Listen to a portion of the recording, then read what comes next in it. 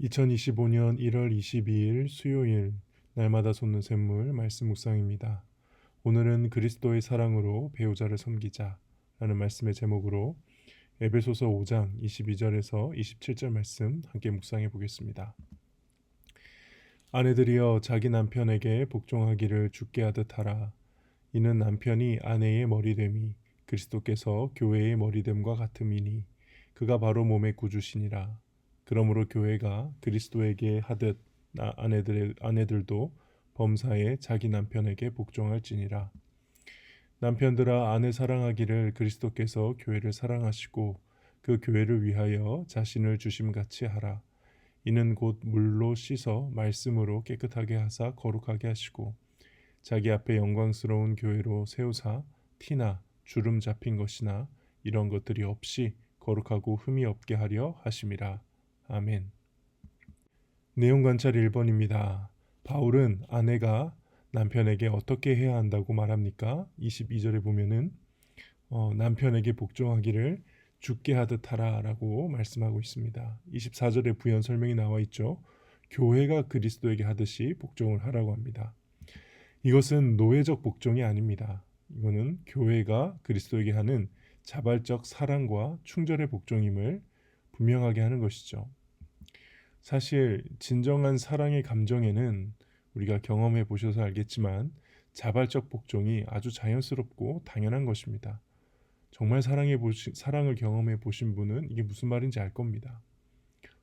사랑하는 그 대상을 향해서 뭐든지 해주고 싶고 그가 원하는 걸 다 해주고 싶고 그런 마음이 진짜 사랑이죠.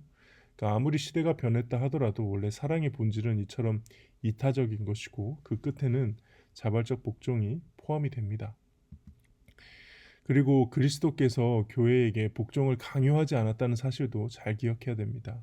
오히려 우리 주님이 하나님이 교회를 향해서 하셨던 모습은 오래 참으시고 기다리시고 용서하시고 그랬던 거죠.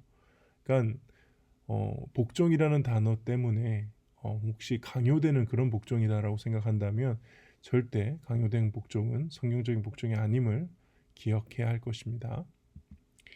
내용 관찰 2번입니다. 바울은 남편에게 아내를 누구와 같이 사랑하라 말합니까? 25절에 보면은 그리스도께서 교회를 사랑하신 것 같이 교회를 위하여 자신을 주심같이 예수님과 같이 예수님이 하셨던 것처럼 사랑하라는 겁니다. 그래서 아내를 위해서 목숨을 바치는 사랑을 해라. 그리스도께서 그렇게 하셨던 것처럼 이렇게 말씀하고 있는 거죠. 당시 아내에 대한 남편의 의무가 그렇게 크지 않았던 시절을 감안한다면 바울은 훨씬 더 급진적으로 남편에게 가정을 지킬 의무를 부여한 것입니다. 그래서 복종을 해라. 지금 남편에게는 자신을 주는 목숨을 바치는 사랑을 해라. 아내에게 남편에게 둘 다 명령하는 것은 결국 이기적인 이 세상이 말하는 그 가짜 사랑하지 말고 성경 말씀이 말하는 하나님이 말씀하는 이타적인 참된 사랑으로 그 가정을 부부 관계를 지키라는 겁니다. 그렇죠? 사실 이기적인 사랑을 생각했을 때는 둘 다 불쾌한 거예요. 둘 다 하고 싶지 않은 거죠. 그러나 참된 사랑을 얘기한다면 이 두 가지 복종하고 자신을 주는 것 이거는 남녀를 바꿔도 똑같습니다. 상대에 대한 이타적인 사랑을 하는 것이 진정한 사랑인 것입니다. 연구와 묵상입니다. 바울은 왜 부부 관계를 그리스도와 교회 관계로 설명하느냐? 이거는 내일 본문에 좀 잘 나와 있는데요. 30절에 보면은 우리는 그 몸의 지체임이라. 우리라 하면 모든 그리스도인들, 부부, 남자, 여자 다 해서 그의 몸, 예수님의 몸의 지체라는 거예요. 우리는 그걸 교회로 설명한 바 있지 않습니까? 근데 똑같이 아내와 남편이 합하는 것도 하나의 지체라는 거예요. 한 육체라는 거예요. 이 비밀이 크다. 그래서 그리스도와 교회에 대해서 말하는 것인데 남편과 아내에 대해서 말하는 것이 된다. 이런 것을 말씀하고 있죠. 그래서 이 본문 말씀에 잘 비춰보면은 결국 가정이 존재하는 목적은 그리스도와 교회의 사랑 이것을 예표하기 위해서라는 겁니다. 그래서 교회와 가정은 서로 뗄래야 뗄 수가 없는 관계입니다. 아까 말씀드렸던 것처럼 교회를 그리스도의 몸이라고 했고 또 결혼을 남녀가 한 육체가 되는 것. 결국 이 모든 것을 다 이렇게 보면 교회와 가정은 결국 그리스도 안에서 긴밀하게 영적으로 연결되어 있다는 것을 알 수 있죠. 그래서 교회를 떠나서 가정을 얘기할 수 없고요. 가정을 떠나서 교회를 이야기할 수 없습니다. 가정은 교회다워질 때, 또 교회는 가정다워질 때 더 아름다워지고 더 그리스도에서 한 몸이 되어가는 것이죠. 예, 느낀 점입니다. 교회를 향한 주님의 권위와 그리스도의 사랑으로 부부 관계가 온전히 세워져야 함을 보며 무엇을 느낍니까? 어느새 남자인 저도 모르게 아내의 복종을 이렇게 설교하고 이야기한다는 것이 참 불편합니다. 시대가 참 그렇죠. 근데 잘 생각해 보면 지금 이건 여자의 복종이 아니라 아내의 복종입니다. 그러니까 만약에 남편과 아내가 이 말씀에 함께 순종한다는 전제를 하고 이 말씀들을 보면은 전혀 뉘앙스가 달라져요. 자신을 목숨 바쳐 사랑하고 있는 진실한 남편에게 복종하라는 것이고요. 남편도 마찬가지입니다. 자신을 존중하고 순종하는 그 사랑스러운 아내를 위해 목숨 바쳐 사랑하는 것이죠. 그러니까 아내와 남편이 이 말씀에 함께 순종한다는 전제를 하면 이거는 전혀 불평등하지도 불합리하지도 않은 아주 상식적인 가르침이에요. 그렇죠? 서로 이타적인 사랑을 해라. 서로를 위해서 섬기고 서로를 위해서 헌신하고 서로를 위해서 자신을 내어주는 서로 피차 복종하라는 아주 되게 당연한 자연스러운 가르침인데도 우린 이걸 보면 불편하다는 거죠. 제가 말하고 싶은 것은 그 불편함이 어디서 비롯된 것인가? 가르침이 불편하다. 왜일까? 저는 사랑이 이 세상에 굉장히 사랑이 오염된 세상에 우리가 물들어 있기 때문이다. 이렇게 좀 생각이 듭니다. 근데 사실 사랑은 아까 계속 얘기했듯이 이타적인 것이거든요. 부부의 사랑이 더욱 그렇죠. 사랑이란 단어를 쓸 거면 거기에는 이타성이 반드시 포함이 돼요. 근데 사랑이 변질이 됐죠. 이기적인 것도 사랑이라고 나와요. 상대방을 이용하는 것도 사랑이래요. 그렇죠. 그러니까 외도도 사랑이라 그러고 내가 상대방을 스토커하는 것도 사랑이라 그러고 그렇죠. 결혼을 전제로 하지 않고 마음껏 즐기는 것도 사랑이래요. 다 거기는 이기성이 포함되는 거예요. 이기성. 그러다 보니 이타적인 사랑에 대해서 이러한 이기적 사랑이 가득한 곳에서 나 혼자 이타적 사랑을 하면 손해보는 것이 아닐까라고 하며 내 마음이 움츠려 든다는 거죠.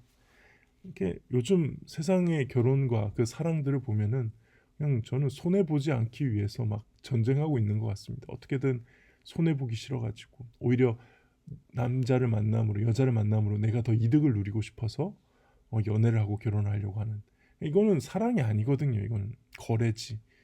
상품을 구입하는 거지. 매매지. 이건 사랑이 아니거든요.